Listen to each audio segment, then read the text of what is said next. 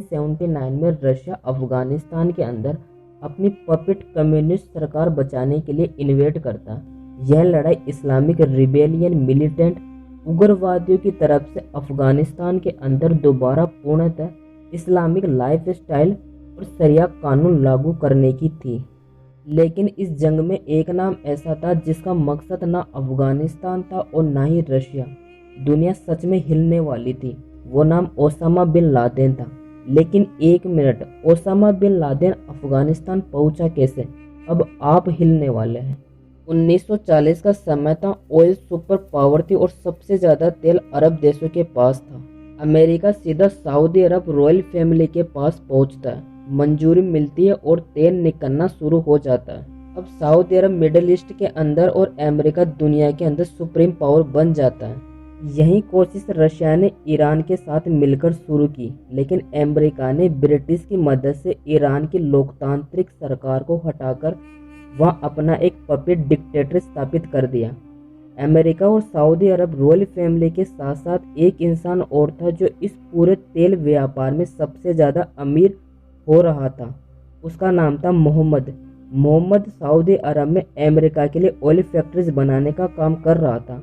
उसी समय इजराइल एक नया देश बना था और इजराइल अमेरिका की मदद से अरब के देशों से युद्ध लड़ रहा था। अरब देशों में अमेरिका की इस बढ़ते इन्वॉल्वमेंट और इंटरेस्ट को देखकर केवल रॉयल फैमिली को छोड़कर अब पूरा गल्फ रीजन अमेरिका के खिलाफ होने लगा। मोहम्मद जो अमेरिका के लिए ऑयल फैक्ट्रीज बनाने का काम कर रहा था, उसका एक लड़का भी इस बगावत पर उतर गया। मैंने वीडियो में आपको मोहम्मद का पूरा नाम बताया नहीं। मोहम्मद का पूरा नाम मोहम्मद बिन लादेन और उसके लड़के का नाम ओसामा बिन लादेन था।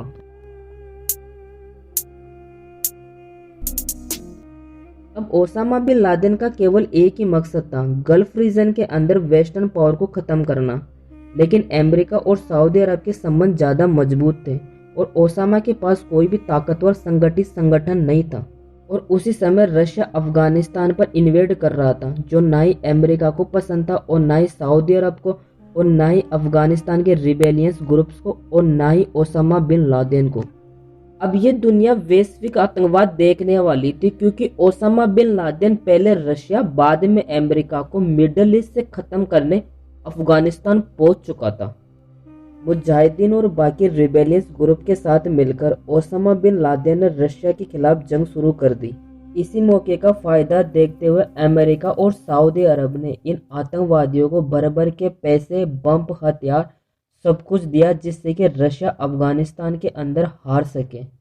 10 साल के लंबे युद्ध के बाद फाइनली रशिया अफगानिस्तान छोड़ देता है और अब अफगानिस्तान दो आतंकवादी संगठनों को जन्म देता है। एक तालिबान जो अफगानिस्तान पर अपना कानून चाहता था, दूसरा ओसामा बिन लादेन का अल-कायदा जो अमेरिका को खत्म करना चाहता था।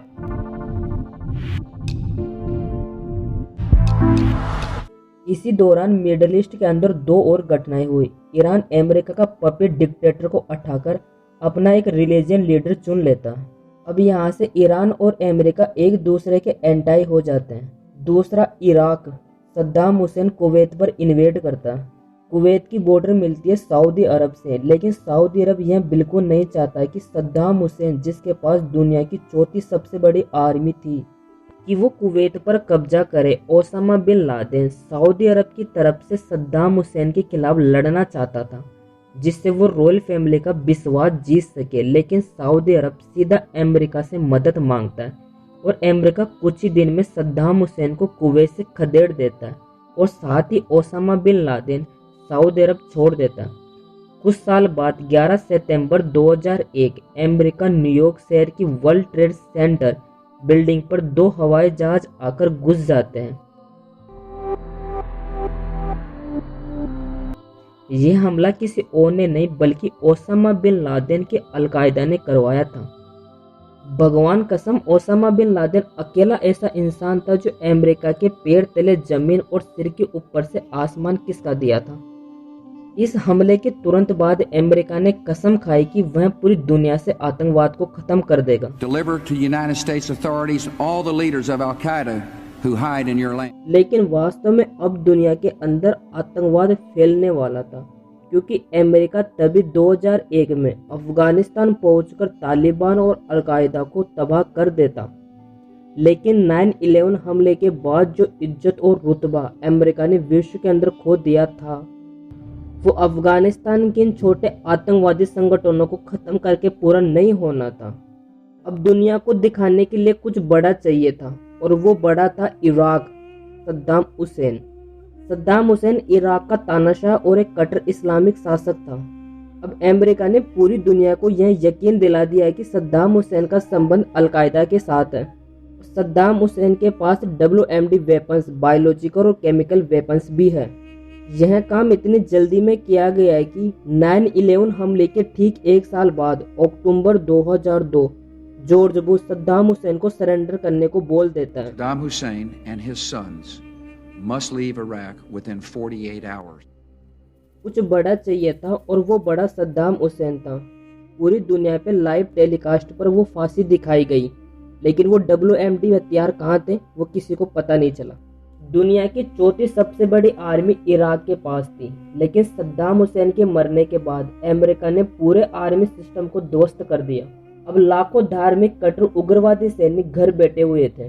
पूरी दुनिया इराक के अंदर यह तबाही देख रही थी। बदला लेने के लिए खासकर अमेरिका से इन्हीं उग्रवादियों के छोटे छोटे ग्रुप्स बनने लगे, और बाद में यही ग्रुप्स एक बड़े सबसे ताकतवर आतंकवादी संगठन में बदल गया, और उस संगठन का नाम था ISIS।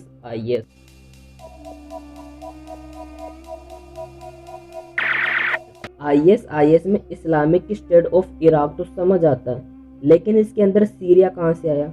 इराक की तरह सीरिया के अंदर भी तानाशाही थी, लेकिन सीरिया एक सुन्नी मुस्लिम बहुसंख्यक देश है, और वहाँ का प्रेसिडेंट बशर अल असद एक एलावाइट शिया मुस्लिम है। और मैं सच बताऊं तो सीरिया के साथ साथ पूरे मिडिल ईस्ट की लड़ाई ये शिया सुन्नी की है, और सीरिया भी यह नहीं चाहता कि हमारा प्रेसिडेंट एक शिया मुस्लिम हो और वो एक तानाशाह हो। इसीलिए सीरिया की कुर्द कम्युनिटी अपना एक स्वतंत्र स्टेट चाहती है। ऐसे ही एक प्रोटेस्ट पर बशर अल असद हमला करा देता है, जिससे ISIS कुर्द कम्युनिटी और सीरिया की बाकी मिलिटेंट रिबेलियस ग्रुप्स के खिलाफ असद अकेला पड़ जाता है। अब सीरिया में एंट्री होती है शिया पावर हाउस सेंटर ईरान की। ईरान असद के साथ मिलकर ISIS कुर्द कम्युनिटी और वहाँ की मिलिटेंट रिबेलियंस के खिलाफ ताबड़तोड़ हमले शुरू कर देता है। लेकिन जहाँ ईरान हो और वहाँ सऊदी ना आए, ऐसा हो सकता है क्या?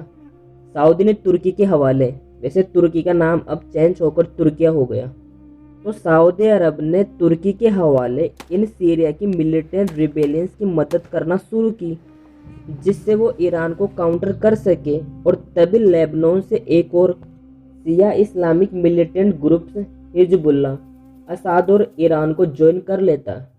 इसके जवाब में अब सऊदी जॉर्डन के हवाले मदद करना शुरू करता है।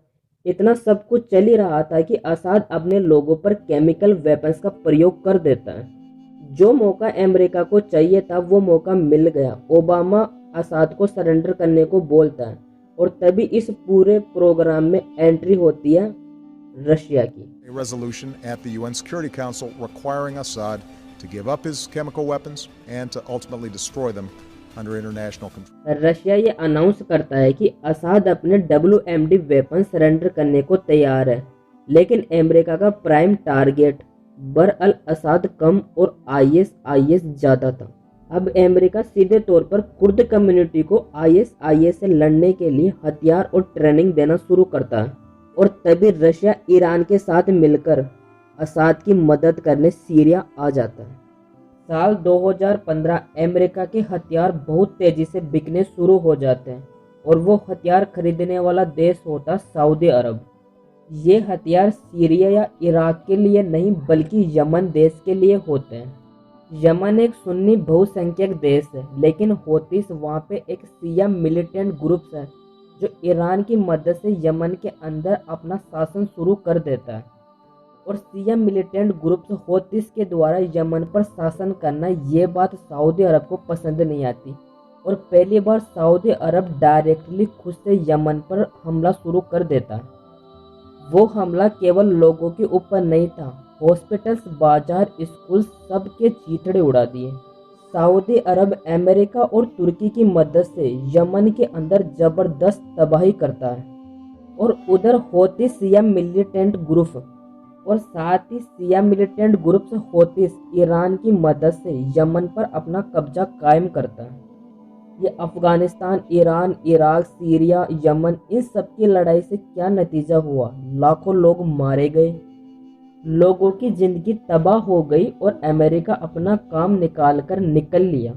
सऊदी अरब अमीर और ज़्यादा अमीर हो गया और ईरान जो कभी अकेला था आज उतना ही ताकतवर बन सऊदी अरब नेटवर्क के खिलाफ खड़ा हो गया। सच बताऊं तो मिडल ईस्ट के अंदर मुस्लिम देशों की ये मजहबी लड़ाई ने दुनिया को ISIS, अलकायदा और इसके सब ग्रुप्स जैसे आतंकवादी संगठन दे गई।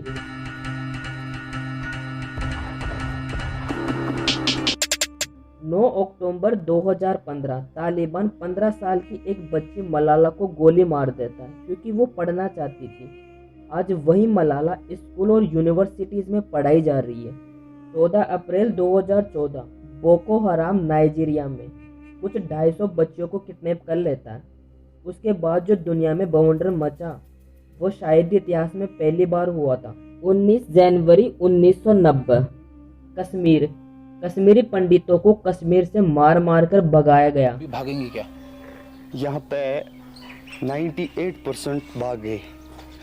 वो बच्चियां स्कूल नहीं जा रही थी, घर थी अपने माँ बाप के साथ, लेकिन आज भी उन गलियों में कान लगाकर सुनोगे तो चीख रही थी वो।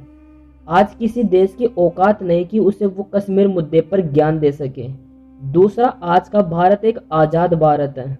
यहाँ किसी इंसान के अपने निजी धर्म से पहले उसकी राष्ट्रीयता भारत आती है। भारत के हर एक इंसान को पहले अपनी राष्ट्रीयता, बाद में उसका धर्म मानना चाहिए। जिन देशों ने धर्म को पहले माना और पहले चुना, 7-8 देशों की कहानी बता चुका हूँ। जरूरत पड़ी तो और की भी बता दूंगा।